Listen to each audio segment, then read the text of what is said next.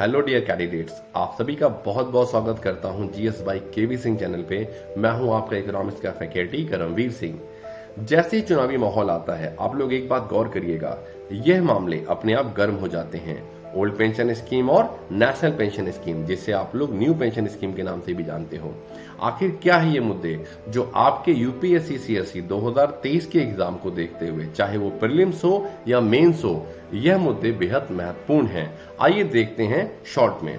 Old pension scheme एक ऐसी व्यवस्था थी जिसमें व्यक्ति को रिटायरमेंट के बाद उसके वेतन का 50%, यानी वह वेतन अगर 100 रुपए पाता था तो 50 रुपए के आसपास की रकम आगे भी प्रति माह उसको प्रदान की जाती थी बतौर पेंशन के रूप में।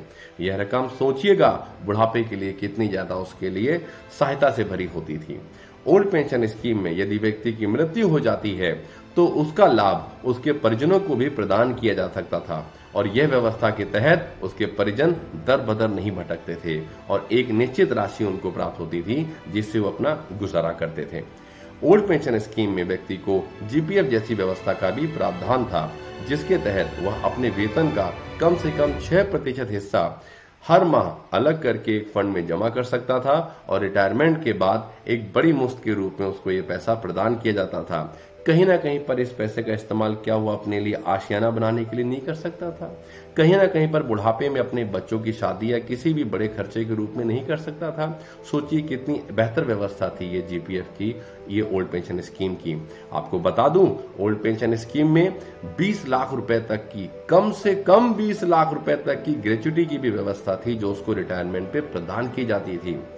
ओल्ड पेंशन स्कीम में हर 6 माह में डीए की व्यवस्था उसको पेंशन के तौर पर आगे प्राप्त होती थी। तो सोचिए कितना अधिक लाभ मिलता था और ये सारी रकम में आप ये सोचते हैं कि सर जो आने वाली पेंशन मिलती थी उसको आगे क्या वो उसके वेतन से ही काटी जाती थी? ऐसा बिल्कुल भी नहीं है।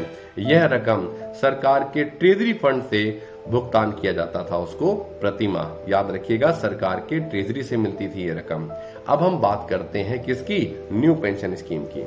न्यू पेंशन स्कीम एक प्रकार से पूर्णतः शेयर बाजार पे आधारित स्कीम है। अगर शेयर बाजार पे आधारित स्कीम है तो यहाँ पर जोखिम भी बहुत ज्यादा है।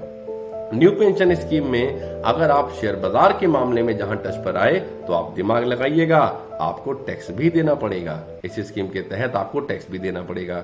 न्यू पेंशन स्कीम में बच्चों कोई निश्चित गारंटी नहीं थी पेंशन की। आपको एनपीएस के तहत कम से कम 40% तक का फंड पहले जमा करना होगा नौकरी के दौरान, तभी जाकर के आप इस प्रकार की पेंशन का लाभ उठा सकते थे। न्यू पेंशन स्कीम जो कि हमारी ओल्ड पेंशन स्कीम के बाद से स्टार्ट हुई। अब आप बोलेंगे सर ये ओल्ड पेंशन स्कीम कब खत्म हुई? 2004 में इसको बंद कर दिया गया था। उसके बाद ये नेशनल पेंशन स्कीम आई थी।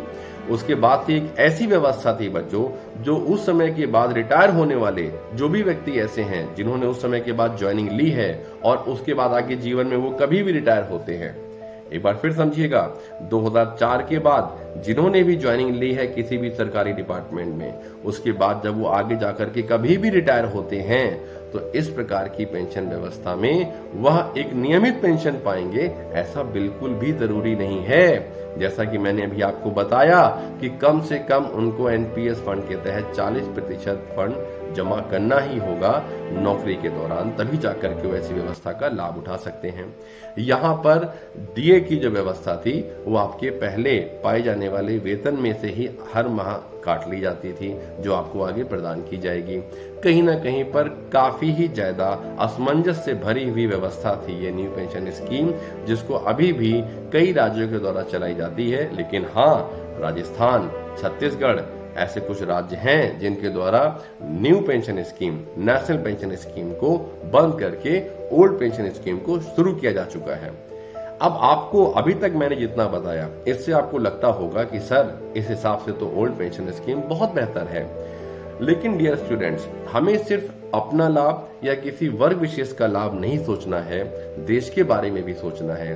देश के ऊपर आने वाले इस वित्तीय बर्डन, हम कह सकते हैं एक फाइनेंशियल बर्डन जो आ रहा है, ये जो भार आ रहा है, इसके बारे में भी सोचना है। इसको देखते हुए हमने क्या किया है, क्रिसमस डे पर एक बहुत ही बेहतरीन क्लास अरेंज करी है डिटेल में इस टॉपिक के ऊपर शाम को 6 बजे। तो मिलते हैं बच्चों शाम को 6 बजे, इस मुद्दे पर करेंगे गहन डिस्कशन आपके साथ। तो अगर आपको ये वीडियो बेहतर लगी हो तो वीडियो को लाइक करना मत भूलिए, इस वीडियो को आगे शेयर करना मत भूलिए, और हाँ जी, इस चैनल को सब्सक्राइब करना बिल्कुल भी मत भूलिए अगर आप इस तरह के सभी टॉपिक कवर करना चाहते हैं एक प्लेटफॉर्म में। ठीक है, मिलते हैं फिर हम आपसे क्रिसमस डे पे। जय हिंद।